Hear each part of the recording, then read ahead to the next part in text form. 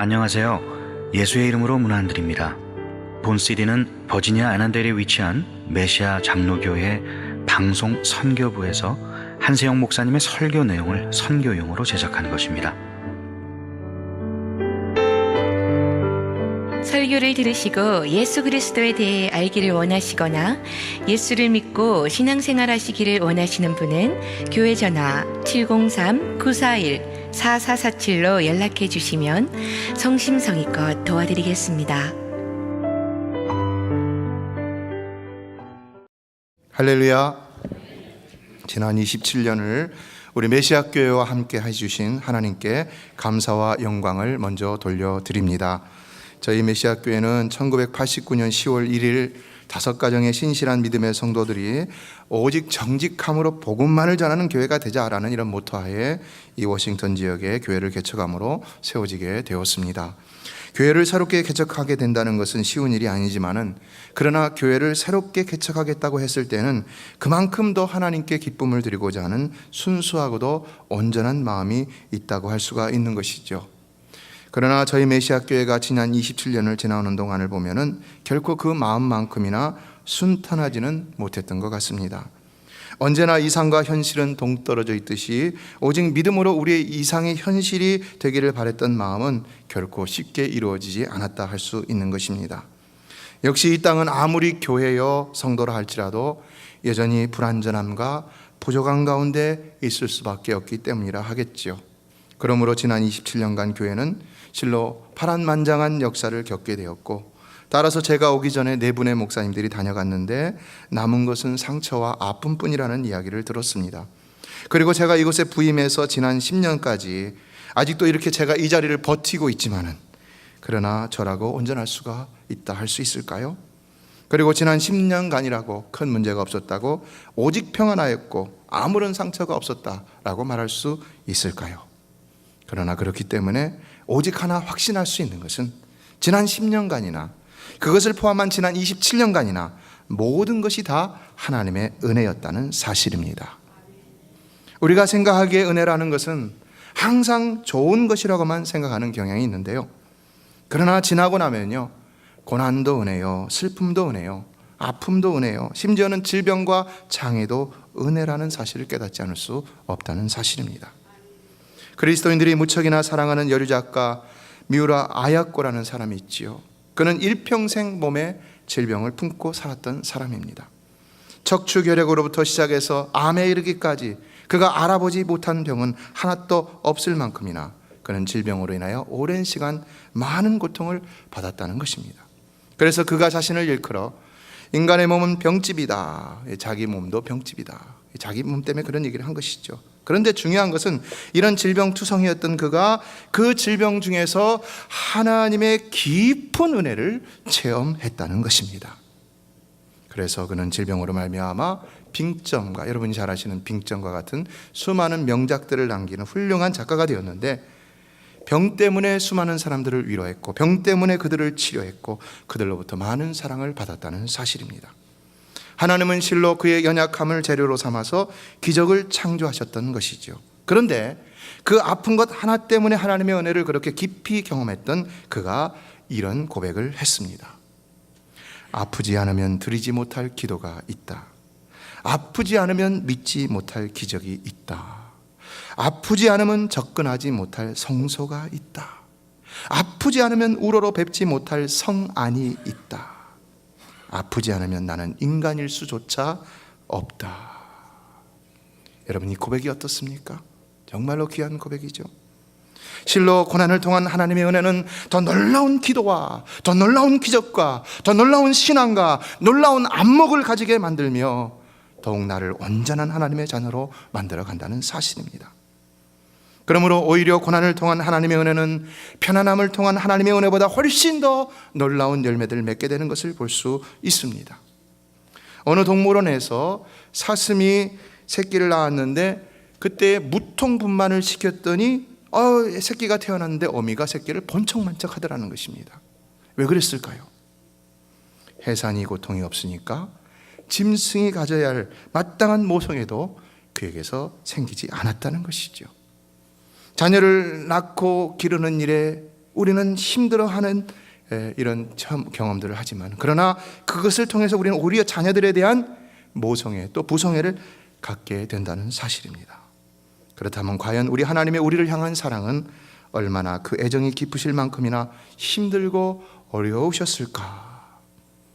하나님은 호세아 11장에서 친히 고백하시고 있습니다. 하나님께서는 이스라엘을 어렸을 때부터 사랑하셔서 그들을 불러서 걸음마를 가르치시고 발로 안아서 키우시고 사랑의 줄로 이끄시며 모든 풍성한 은혜를 베풀어 주셨다고 말씀하고 있습니다. 그런데 이스라엘은 그런 하나님의 놀라운 사랑에도 불구하고 하나님을 더 멀리하여서 오히려 우상을 숭배하면서 세상의 아쉬움을 가지고 세상으로 돌아가려 했다는 것입니다. 과연 하나님이 어떻게 하셔야 할까요? 하나님은 징벌하셨다고 했습니다. 그리고 지금도 징벌하실 것이라고 말씀했습니다. 그런데 놀라운 사실은 그렇게 말씀하시면서도 8절에서 가서 보면은 이제 이스라엘이 아무리 범죄하였다 하더라도 하나님은 이제 더 이상 그들을 진멸하지 않으시겠다라고 말씀하고 있다는 것입니다. 호세아 11장 8절 마지막을 보면 오히려 내 마음이 내 속에서 돌이키어 나의 긍휼이 온전히 불붙듯 하도다, 하나님의 심정을 표현하고 있습니다. 하나님의 사랑을 배반하며 범죄하는 이스라엘을 보면서도 하나님의 마음속에는 여전히 불붙는 긍휼의 마음이 있으셨다는 것입니다. 여전히 불붙는 긍휼의 마음. 여러분, 누군가 여러분을 향하여 배신하고 배반하고 여러분을 멀리 떠나면 여러분은 그들을 향한 감정이 어떤 감정이 생기겠습니까? 당연히 안 좋은 감정이 생기게 되는 것이지요. 그런데 왜 하나님은 이와 같이 여전히 반역하고 배반하고 미워하고 멀리 떠나는 이들을 향하여서 불붙는 긍휼의 마음을 가지셨냐는 것입니다. 왜 그러셨을까요? 왜요?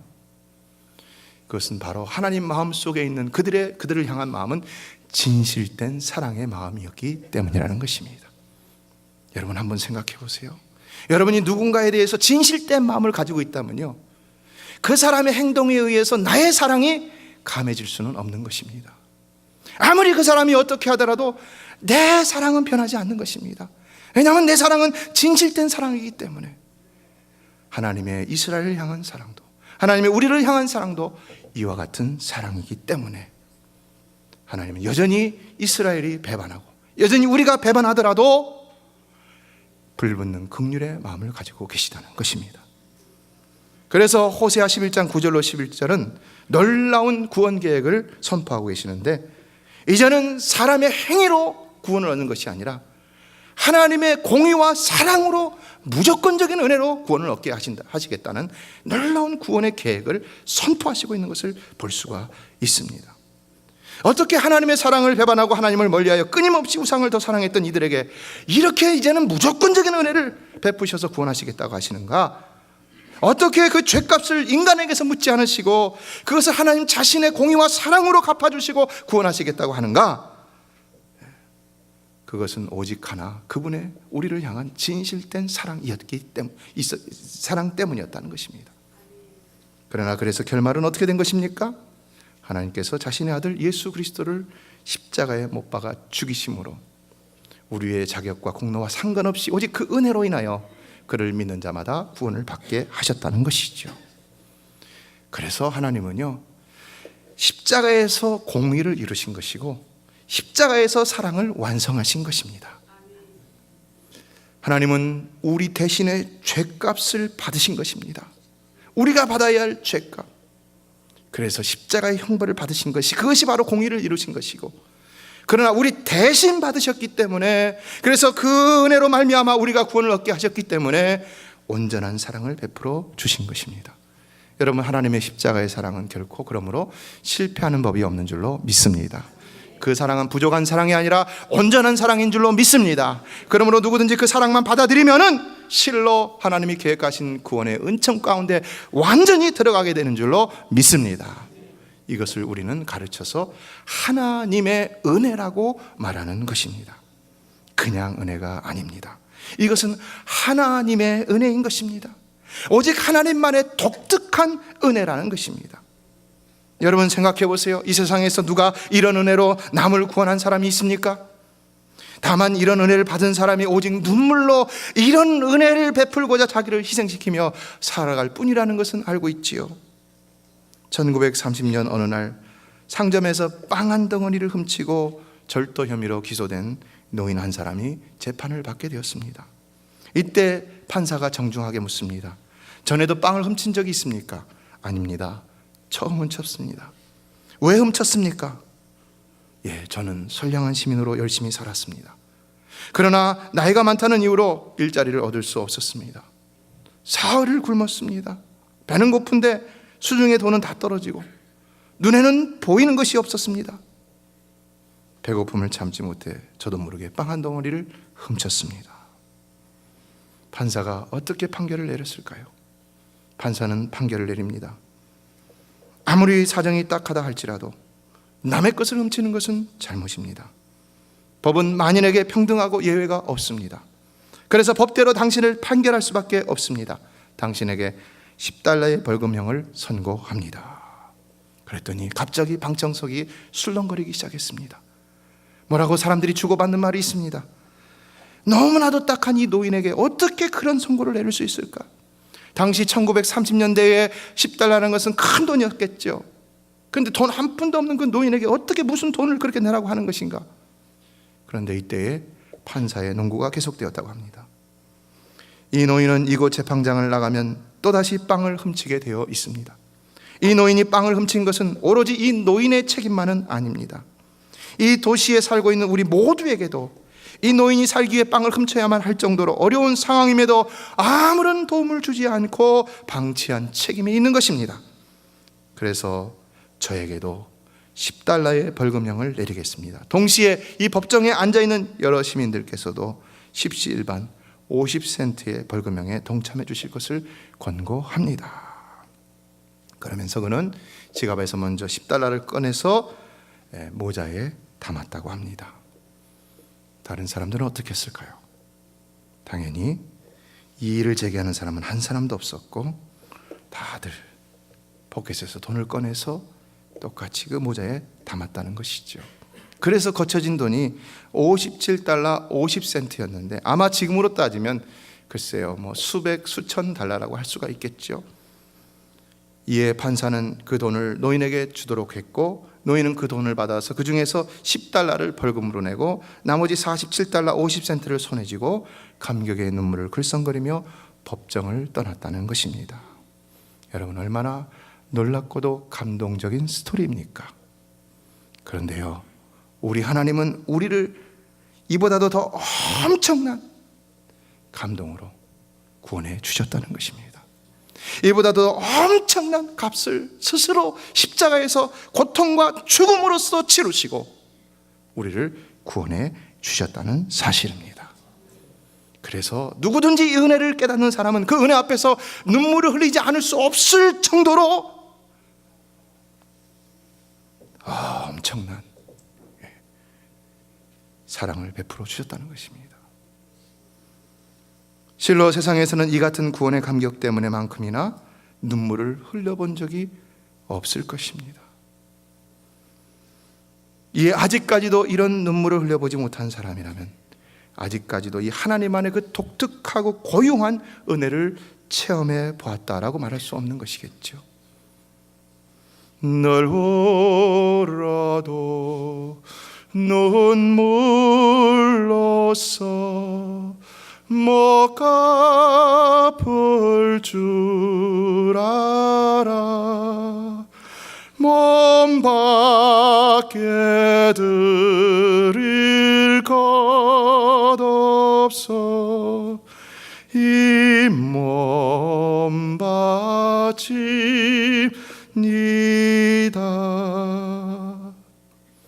이 찬송은 지난 시간에 소개해드렸던 아이작 와츠가 지은 찬송시입니다.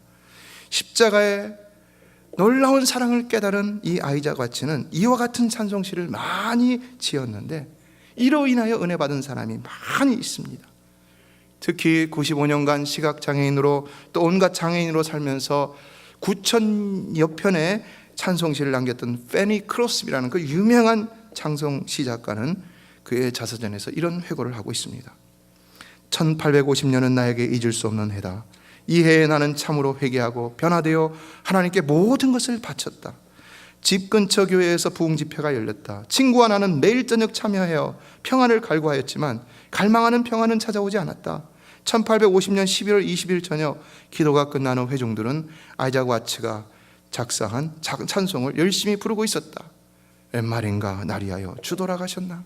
이 벌레 같은 날 위에 큰 애 받으셨나? 찬송은 4절을 부르고 5절로 접어들었다. 늘 울어도 눈물로써 못 갚을 줄 알아 몸 밖에 드릴 것 없어 이 몸 바칩니다. 그런데 그 순간 나는 이 5절을 계속 부르며 제단 앞으로 걸어 나아가고 있었다. 그러면서 나의 모든 것을 주님께 드리게 되었다. 그리고 다시 몸 밖에 드릴 것 없어 이 몸 바칩니다라는 찬양을 할 때에 내 영혼이 하늘의 거룩한 빛으로 충만해졌다. 이에 나는 펄펄 뛰면서 할렐루야 할렐루야 하며 주님을 찬양하게 되었다. 여러분 어떻습니까? 실로 하나님의 은혜라는 것은 제대로 깨닫기만 하면 눈물을 흘리지 않을 수 없는 것이고 이와 같이 헌신하지 않을 수도 없는 것이죠. 이에 하나님은 더욱더 은혜 위에 더 큰 은혜를 더하셔서 우리 심령의 거룩한 빛을 충만하게 채우시며 할렐루야를 찬송케 하신다는 것입니다. 그러므로 오늘 본문 시편 기자 12절에서 이렇게 고백하고 있습니다. 내게 주신 모든 은혜를 내가 여호와께 무엇으로 보답할까? 여러분 이렇게 고백하고 있는 이 저자의 심정은 과연 어떠했을까요? 이것을 전하고 있는 저의 가슴도 뭔가가 꽉 차오른 것 같은데 지난 10년을 돌아보고 27년을 돌아보면서 하나님의 은혜에 감사하는 저의 감정도 이와 같이 뭔가가 꽉 차 있는 것 같은데 과연 이 시편 저자는 어떤 감정으로 이것을 말하고 있었을까요? 저는 이 은혜 때문에 목회자의 자리를 떠나지 못하고 있습니다. 목회가 힘들고 어려운 것은 사실입니다. 그때마다 내려놓고 싶을 때가 많이 있습니다. 그러나 결코 이것을 내려놓을 수 없는 것은 바로 나를 향하신 하나님의 그 은혜가 너무나도 놀랍기 때문이라는 것입니다. 예, 그 은혜를 위한 하나님의 고난과 고통도 엄청났다는 것입니다. 어디 우리의 고통과 고난과 염려와 근심에 비할 바가 되겠습니까? 내가 너를 위해서 이렇게 했다. 내가 너를 위해서 고난을 당했고 내가 너를 위해서 십자가에서 죽었다. 내가 너를 위해서 죽음의 권세를 체험했다. 이 은혜가 너무 놀랍기 때문에 사도 바울은 고린도전서 15장 10절에서 말합니다. 내게 주신 그의 은혜가 헛되지 아니하여 내가 모든 사도보다 더 많이 수고하였다. 그가 그렇게 많이 사도로서 남보다 더 많이 수고할 수 있었던 것은 바로 하나님께서 그에게 주신 은혜가 결코 헛되지 않았기 때문이라는 것이죠. 이에 이어지는 고백은 더 기가 막힌데요. 그럼에도 불구하고 내가 그래서 열심히 수고했지만 그러나 이것이 내가 한 것이 아니라 또다시 오직 나와 함께 하신 하나님의 은혜라. 하나님의 은혜라. 성도 여러분, 여러분이 무엇을 열심히 해도 그건 전부가 다 하나님의 은혜인 줄로 믿습니다. 뿌리라는 유명한 소설을 쓴 알렉스 헤일리라는 사람의 사무실에는 거북이가 높은 담에 올라간 그림이 걸려져 있었다고 하는데요. 사람들이 왜 저런 이상한 그림을 걸어 놓았냐고 물으면 항상 이렇게 대답했다고 합니다. 나는 거북이 같은 존재인데 저렇게 높은 담장 위에 올라갔습니다. 그러나 저것은 내 능력으로 올라간 것이 아니라 하나님의 은혜로 올라간 것임을 내가 언제나 기억하기 위해서 저 그림을 저기에 걸어두고 있는 것입니다. 어떻습니까, 여러분? 여러분은 하나님의 은혜를 항상 생각하고 있습니까? 여러분이 구원을 얻게 된 것도 하나님의 은혜요. 여러분이 충성하게 된 것도 하나님의 은혜요. 여러분이 어떤 업적을 이룬 것도 다 하나님의 은혜인 줄로 믿습니다. 우리 교회가 여기까지 온 것도 다 하나님의 은혜인 줄로 믿습니다. 우리 교회가 어려운 가운데서 다시 부흥된 것도 다 하나님의 은혜인 줄로 믿습니다. 모든 것은 다 하나님의 은혜인 것입니다. 오직 하나님의 은혜. 그래서 우리는 실로 그 은혜가 헛되지 않기 위해서 더욱더 보답하는 삶을 살고자 해야 하는데, 그리할 때 하나님은 우리에게 더 큰 은혜를 과연 주셔서 우리로 그런 삶을 살게 하신다는 것입니다. 그러므로 이제 시편 기자는 계속해서 고백하고 있습니다. 내가 구원의 잔을 들고 여호와의 이름을 부르며 여호와의 모든 백성 앞에서 나는 나의 서원을 여호와께 갚으리로다. 어떤 고백입니까? 실로 헌신의 고백인 것이죠. 내게 주신 은혜를 내가 무엇으로 보답할까? 그러나 그렇기 때문에 나는 하나님 앞에서 더욱더 헌신하는 삶을 살겠다는 것입니다. 여기 구원의 잔에 대한 해석이 분분하지만은요, 그러나 대부분은 이것이 감사제의 일부로서 드렸던 전제를 의미한다고 보고 있습니다. 무슨 말이냐? 지금 여기서 시인이 가장 먼저 내가 구원의 잔을 높이 들고 나가겠다, 여호와께 나가겠다, 이 말은 뭐냐면 내가 가장 먼저 구원의 은혜에 감사함으로 하나님 앞에 나가겠다, 이런 고백이라는 것입니다. 사실 본문에서 시편 기자가 내게 주신 모든 은혜를 내가 여호와께 무엇으로 보답할까라고 했을 때는요, 그가 특정한 사건 속에서 경험한 특정한 은혜가 있었을 것이라는 것을 충분히 짐작해 볼 수가 있습니다. 그러나 그런 고백을 하지 아니하고 먼저 구원의 은혜라는 것에 대해서 감사함으로 하나님께 나아가겠다라고 고백하고 있다는 것입니다. 그렇다면 이것이 주는 의미는 무엇이겠습니까? 그것은 무엇보다도 오늘날 우리 삶에 내려지는 하나님의 모든 은혜는 바로 우리를 구원하신 그 구원의 은혜에서 비롯되었다는 것을 우리가 항상 기억해야 한다는 것이죠. 그래서 우리는 어떤 감사를 드리든지 간에 가장 먼저 구원의 은혜에 대한 감사를 드릴 수 있어야 한다는 것입니다. 내 비즈니스가 잘 됐다 하더라도, 내 자녀가 잘 되고 질병 고침을 받았다 하더라도 먼저 우리가 기억하고 하나님 앞에 감사드려야 할 것은 나를 구원하신 구원의 은혜라는 것입니다. 그러므로 다른 모든 은혜는 이 구원의 은혜에서 비롯되었다는 것입니다. 여러분, 하나님께서 우리를 구원해 주지 않으셨다면 우리에게 어떻게 우리의 삶의 모든 이와 같은 은혜들을 내려주실 수가 있겠습니까?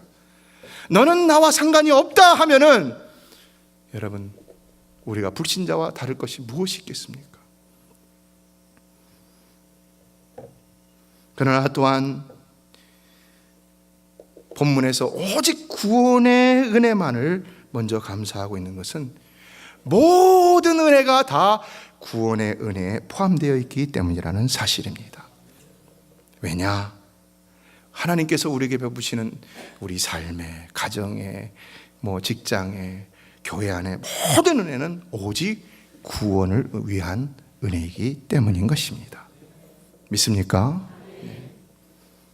따라서 우리는 이같이 주님 앞에 나갈 때 늘 먼저 우리의 구원을 위해 은혜를 베푸시는 구원의 하나님께 감사함으로 나아갈 수 있어야 한다는 것입니다. 기억하십시오. 하나님의 소원은 오직 하나라는 것입니다. 그것은 죄로 죽어가는 인생들이 예수 그리스도를 통한 하나님의 은혜로 말미암아 죄로부터 구원을 얻고 천국 영생에 이르러서 우리의 하나님과 영원히 함께하는 일, 그거 하나라는 것입니다. 하나님은 정말로 여러분을 좋아서 택하신 것이지 단순히 어떤 통과 의례적으로 여러분을 구원하시고자 하는 그런 마음에서 여러분을 택하신 것이 아니라는 것입니다. 그렇기 때문에 하나님은 여러분을 영원히 함께하기 위해서 은혜를 베푸시는 것이지 단순히 죄로부터만 구원하시기 위해서 여러분에게 은혜를 베푸시는 것은 아니라는 것입니다. 예, 우리에게 모든 은혜를 베푸시는 하나님, 왜 그 은혜를 베푸시는지 우리는 올바로 알아야 하는 것입니다. 결코 죄와 방탕과 사치를 위해서 우리에게 많은 물질의 축복을 주는 것이 아닙니다. 명예의 축복을 주는 것이 아닙니다. 우리의 직분의 축복을 주는 것이 아닙니다, 여러분. 그러므로 이것을 잊지 말아야 성도는 성도의 본분에서 떠나지 않을 수가 있는 것이고, 신앙생활도 기복적이거나 기형적이지 않을 수가 있는 것이고, 교회도 본질적인 사명에 충실할 수가 있는 것입니다. 성도 여러분, 우리 메시아 교회도 이렇게 풍성한 은혜를 내려주신 까닭은 분명히 더 많은 영혼들을 구원해서 천국에 이르게 하시기 위함인 줄로 믿습니다. 그래서 우리는 이렇게 매해 설립 기념주일을 맞이할 때마다 하나님이 가장 기뻐하신다고 생각하는 영혼 구원을 위한 잔치를 벌여놓고 많은 분들을 초청하고 있는 것입니다. 올해에도 많은 분들이 저희 교회를 방문해 주셨는데요, 정말 이분들이 다 저희 교회에 정착을 해서 신앙생활을 하셨으면 좋겠습니다. 잘하셨으면 좋겠습니다. 여러분, 우리가 누군가를 교회로 인도하는 까닭은 무엇일까요? 안 나오는 분들을 위해서 전화를 걸어서 교회 나오세요, 교회 나오세요 하는 이유는 뭘까요? 그것은요, 바로 그 영혼이 잘되게 하기 위함인 것입니다. 사도와 요한이 간구하였죠. 사랑하는 자여, 내 영혼이 잘된 같이 내가 범사가 잘되고 강건하기를 내가 간구하노라.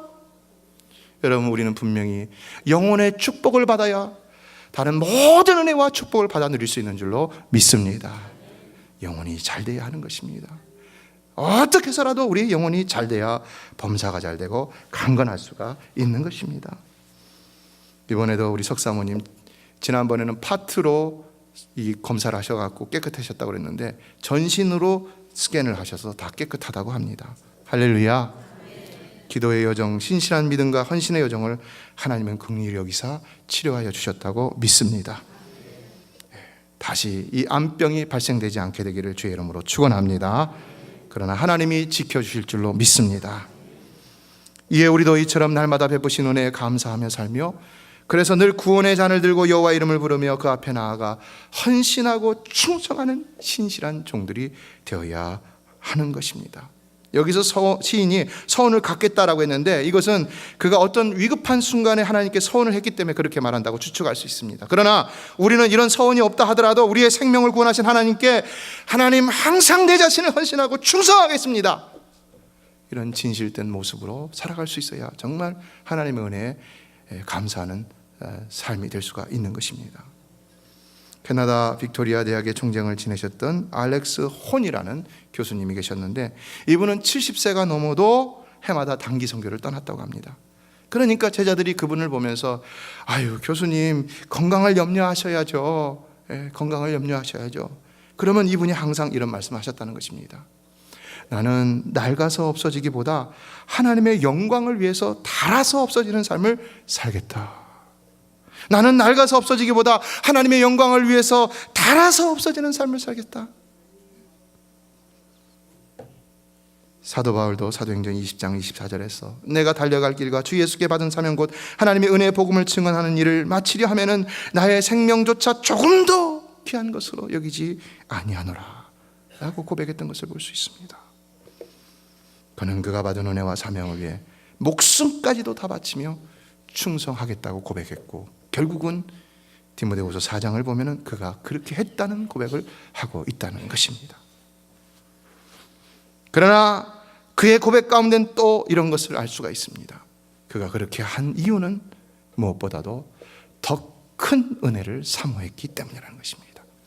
그것을 의의 면류관으로 표현을 하고 있는데요, 그는 그가 받은 구원의 은혜가 얼마나 놀라운 것인지를 발견했기 때문에 그 은혜의 맛을 들이게 되니까 이제는 더 큰 은혜를 구하게 되었으므로 그가 그렇게 하나님 앞에 헌신하며 충성하게 되었다는 것입니다.